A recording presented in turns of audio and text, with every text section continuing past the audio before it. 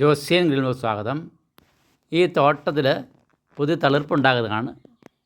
തേനീച്ച കർഷകർക്ക് പുതിയ പ്രതീക്ഷകളും.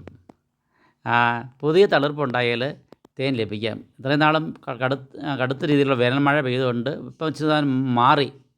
അപ്പോൾ പുതിയ തളിർപ്പുണ്ടാകുമ്പോൾ നമുക്ക് തേൻ ലഭിക്കാം.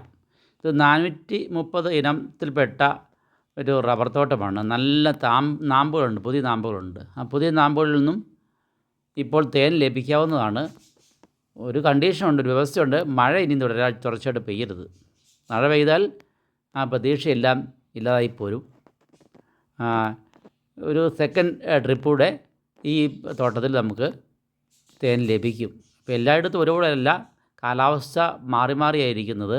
പലരും ചോദിക്കാറുണ്ട്, തേൻ്റെ സീസൺ ഫെബ്രുവരി തൊട്ട് മെയ് മാർച്ച് വരെ അല്ല ഏപ്രിൽ വരെ അല്ല ചോദിക്കാറുണ്ട്. പക്ഷേ ഇത് സീസണെ ആശ്രയിച്ചിരിക്കും. കാലാവസ്ഥ എപ്പോഴും ശക്തമായ മഴ പെയ്തെങ്കിൽ ഈ തേൻ ഉൽപ്പാദനം നിലച്ച് പോകും.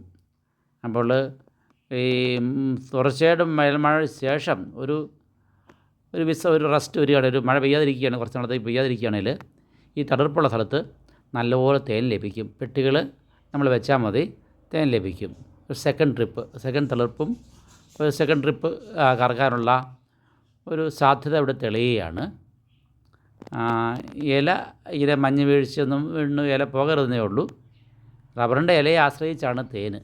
റബ്ബറിൻ്റെ തളിരിലയുടെ നടുക്കാണ്, 3 ഇലയുടെ നടുക്കാണ് തേനുണ്ടാകുന്നത്.